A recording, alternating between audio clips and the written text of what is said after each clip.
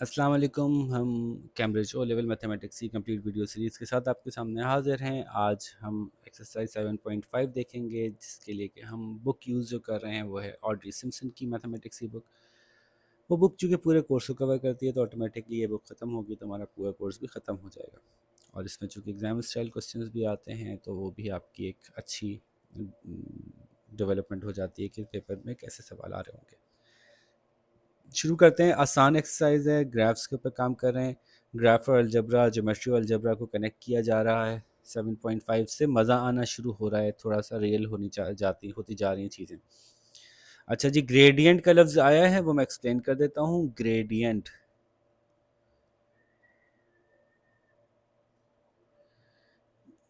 Gradient क्या होता है जी? किसी भी ग्राफ की शक्ल में अगर हम फ़िलहाल बात करें, किसी ज्योमेट्रिकल शेप या स्ट्रेट लाइन की बात करें, तो how much does the y responds to a change in x is called gradient। कि लेट सपोज ये एक ग्राफ है और मैं कहता हूँ कि x अगर 3 दफ़ा चेंज होता है तो y 2 दफ़ा चेंज होता है। लेट सपोज ऐसी मैंने एक वैल्यू ले ली, तो y 2 दफ़ा चेंज होता है जिस पे x 3 दफ़ा चेंज होता है। तो this 2/3 reflects the gradient. This tells us के how much y responds to a change in x। ठीक है, तो इसको ऐसे ही लिखा जाता है, या डेसिमल में लिख लें, 2.3 को डेसिमल में निकाल लें। लेकिन जब ये फ्रैक्शनल फॉर्म में होता है तो हमारे लिए समझना आसान होता है। ठीक है। अच्छा, इसको आप कहीं से भी निकाल लें, अगर इसी को आगे जाके आप देखेंगे ना और ये स्ट्रेट लाइन हुई तो यहाँ पे 6 आ रहा होगा और यहाँ पे 4 आ रहा होगा। तो फिर 4/6 को आप मेजर करेंगे तो आखिर का फिर वही 2/3 आ जाएगा। तो ग्रेडियंट हमेशा अपनी सिंपलेस्ट फॉर्म में निकाला जाता है, लोएस्ट टर्म्स में निकाला जाता है। जो लाइन दिखने में ही आपको नज़र आ रही है ऊपर जा रही है, इसका मतलब है कि जैसे जैसे x बढ़ रहा है वैसे वैसे y बढ़ रहा है, इसके आंसर पॉजिटिव में होंगे। लेकिन एक लाइन ऐसी भी तो हो सकती है,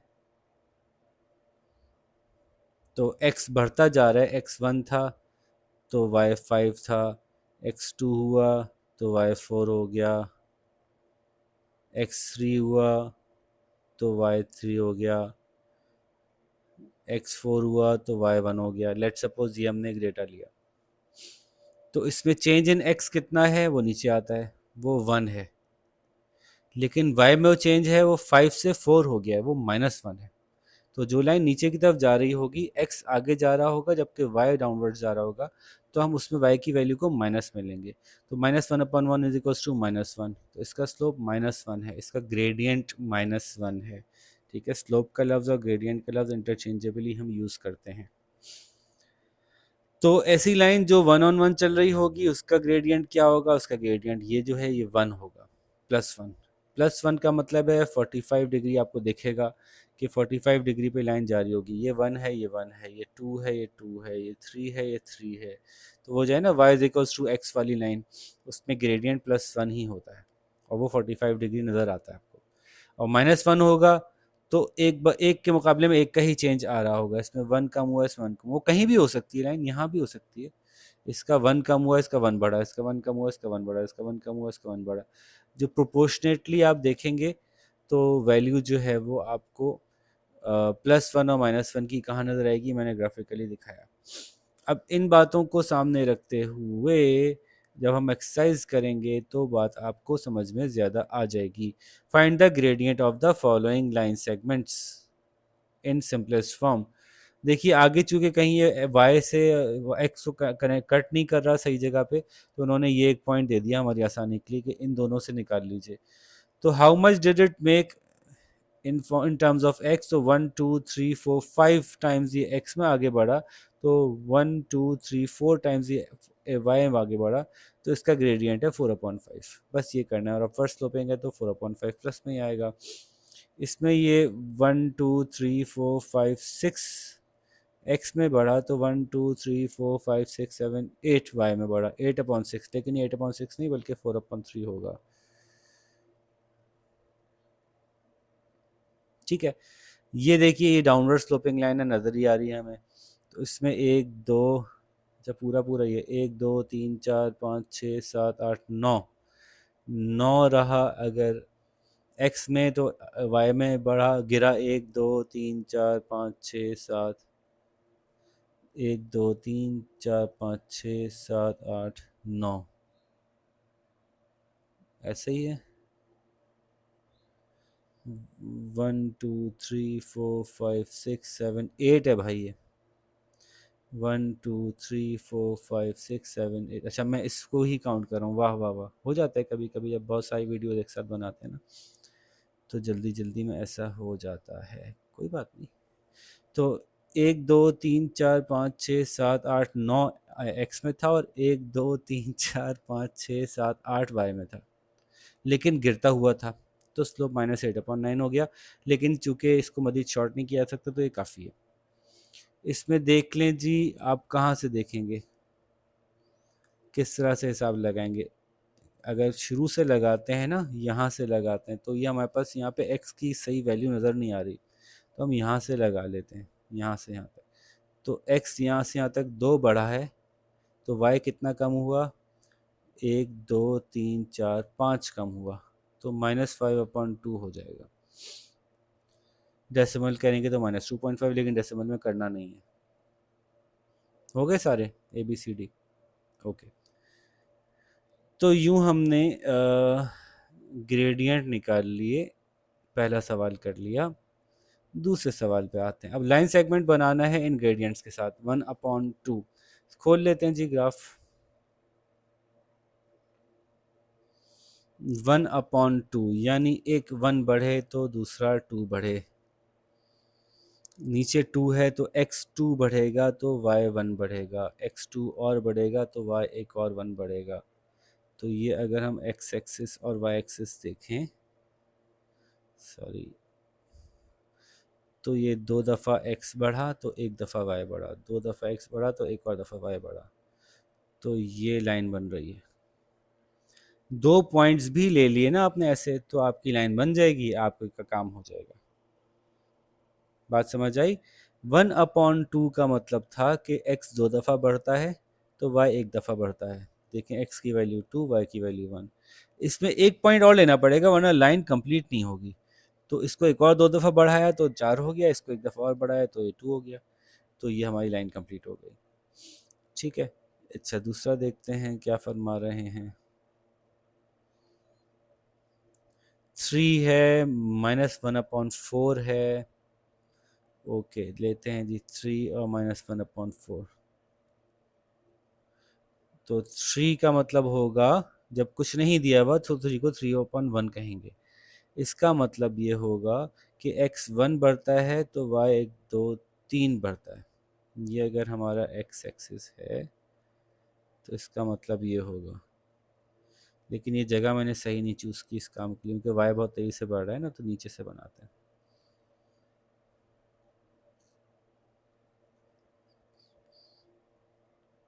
खैर, 2 ही वैल्यू तो लेनी है। x1 होगा तो y 1 2 3 होगा, तो ये पॉइंट बनेगा। x2 होगा तो y इसमें 3 और प्लस करेगा, 1 2 3, यहाँ कहीं होगा। So this is the line. अच्छा, फिर मैं स्केल के बगैर कर रहा हूँ, लेकिन चलें, बात समझ में आ जाएगी आप। दिस इज़ द लाइन, ठीक है। अच्छा, आपको चाहिए कि अगर आप 2 वैल्यूज़ से लेके बना रहे हैं, तो फिर आप एक्चुअली सही से इसको कैसे बनाएंगे, मैं वो दिखा भी दूँ एक दफ़ा, कि फिर सही से ऐसे बनाएंगे आप इसको। ये 2 पॉइंट आपने लिए, एक ज़ीरो वाला पॉइंट था, ये 2 पॉइंट आपने लिए। 0 से 1 किया तो ये 0 से 3 हुआ, ये 0 से 2 हुआ तो ये 0 से 6 हो गया। ये है, तो ये ऐसे बनेगी, ठीक है। ये बॉक्स वाला बॉक्स है जो इन्होंने बुक में दिखाया हुआ है, लेकिन अगर आप ग्राफ पेपर बना रहे हैं तो बॉक्स दिखाना ज़रूरी नहीं है। -1/4 यानी x 4 बढ़ता है, तब कहीं जाके y 1 कम होता है। तो हम यहाँ लेते हैं, x को 1 2 3 4 बढ़ाते हैं तो y को 1 घटाते हैं, तो ये पॉइंट आया पहला। फिर x को 4 बढ़ाते हैं, 1 2 3 4, तो y को एक और घटा देते हैं, ये रहा दूसरा पॉइंट। पहला पॉइंट तो हमने x यहाँ से लिया था।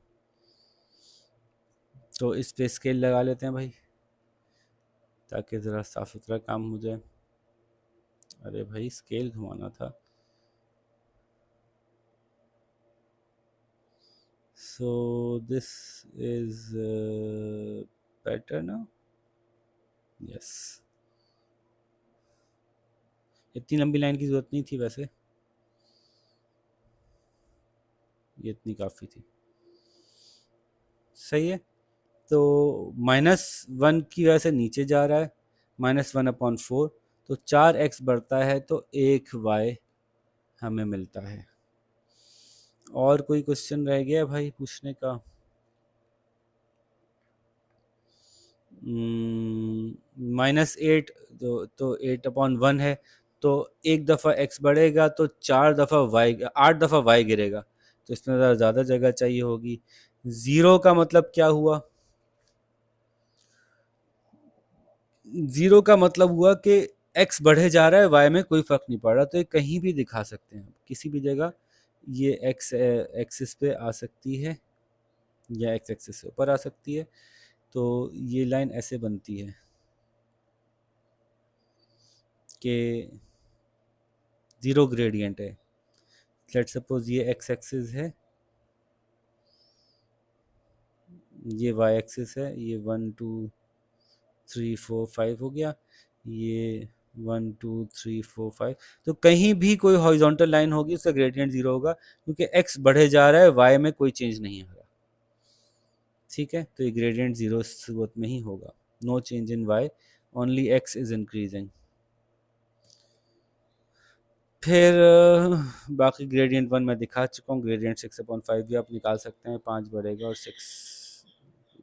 5 बढ़ेगा तो y 6 बढ़ेगा। ठीक है जी। इसके पॉसिबल ग्रेडियंट से इसको मैच करें। देख के शक्ल बताइए कि आपको क्या लगता है कि कितना बढ़ रहा है। देखिए माइनस की वैल्यूज़ जो हैं वो तो माइनस वाले से ही मैच करेंगी, तो डी और ए से मैच करेंगी। ये तेज़ी से गिर रहा है, डी नहीं है माइनस में, क्या हो गया, बी है। ए तेज़ी से गिर रहा है, बी थोड़ा हल्के हल्के गिर रहा है। इसका मतलब है कि -3 जो है वो ए को रिफ्लेक्ट करेगा, तो ए और 2 को मिला दें, जबकि हल्के हल्के जो गिर रहा है वो बी को रिफ्लेक्ट करेगा, बी और 4 को मिला दें। ये तेज़ी से ऊपर जा रहा है, ये हल्के हल्के ऊपर जा रहा है, यानी थोड़ा सा एक्स में चेंज होता है तो बहुत सारा वाई में चेंज होता है, तो वैल्यू बड़ी आएगी, इसकी स्लोप की, ग्रेडियंट की वैल्यू बड़ी आएगी। ठीक है, तो इन दोनों में से बड़ा नंबर ये है, इसको सी से मिला दें, और ये आखिर में बचा है छोटा है, इसको डी से मिला दें। बात समझ में आ गई? Copy and complete the table below for the following gradient of lines and the angles each line would make with the x axis. You to have been done for you. अच्छा, देखें भाई, ये बात हमने अभी की थी ना थोड़ी देर पहले, कि अगर लाइन का स्लोप 1 होगा तो एक एक करके आगे बढ़ेगा, तो ये एंगल 45 होगा। अगर 1 से बड़ा होगा तो एंगल थोड़ा और स्टीप बनेगा। तो जब जब ग्रेडियंट 1 से बड़ा होता है, ग्रेडियंट इज ग्रेटर देन 1, तो फिर एंगल जो होता है वो ग्रेटर देन 45 होता है लाइन का। नेचुरली बात है कि जितनी लाइन स्टीप बनेगी उतना ही पता चल जाएगा कि ये तेज़ी से चेंज आ रहा है वाई में। तो जब ग्रेटर देन 1 ग्रेडियंट होगा, इसका मतलब है कि वाई तेज़ी से बढ़ता है, तभी ग्रेटर देन 1 ग्रेडियंट आया। तो एंगल हमेशा 45 डिग्री से ज़्यादा होगा, और अगर एंगल 45 डिग्री से कम है तो ग्रेडियंट भी 1 से कम होगा, और ग्रेडियंट 0 हो जाएगा तो एंगल भी आपका 0 हो जाएगा। और अगर एंगल 90 हो जाएगा तो फिर दूसरा केस है, वो भी हम देखते हैं। तो एग्जैक्टली 45 पे जो है वो कौन कौन सा आ रहा है इनमें से, बिटवीन 45 एंड 90 कौन सा आ रहा है, लेस देन 45 कौन सा आ रहा है। तो 1/2 को इन्होंने बताया कि लेस देन 45 में आएगा, 1/5 को इन्होंने बताया लेस देन 45 में आएगा, 2/2 इज इक्वल्स टू 1, और 1 हमेशा 45 में आता है। ठीक है, तो 3 हो गए, 4 और 5 रह गए। बाकी हर वो नंबर जो 1 से बड़ा है वो ऑटोमेटिकली इधर जाएगा, ग्रेडियंट 5 इधर जाएगा, 4/3 इज ग्रेटर देन 1 यहाँ आएगा। कौन सा रह गया, ये ग्रेडियंट 3/5, 3/5 लेस देन 1 है तो यहाँ आएगा। इतनी सी बात पूछी थी आपसे। लो भाई, ये तो पूरे ख़त्म हो गया। ओहो, ये तो सब मैंने ही कर दिया। चलें कोई बात नहीं, आप लोग खुश हो जाएं, जल्दी से इसको कंप्लीट करें। 7.6 की शुरू करते हैं, फिर उसके साथ आपसे मुलाकात करेंगे। अपना ख्याल भी रखें, अपने इर्द गिर्द के लोगों का ख्याल भी रखें, लोगों का दिल ना दुखाएं, अपना भी ना दुखाएं, और मुलाकात करें अगली वीडियो में। अल्लाह हाफ़िज़।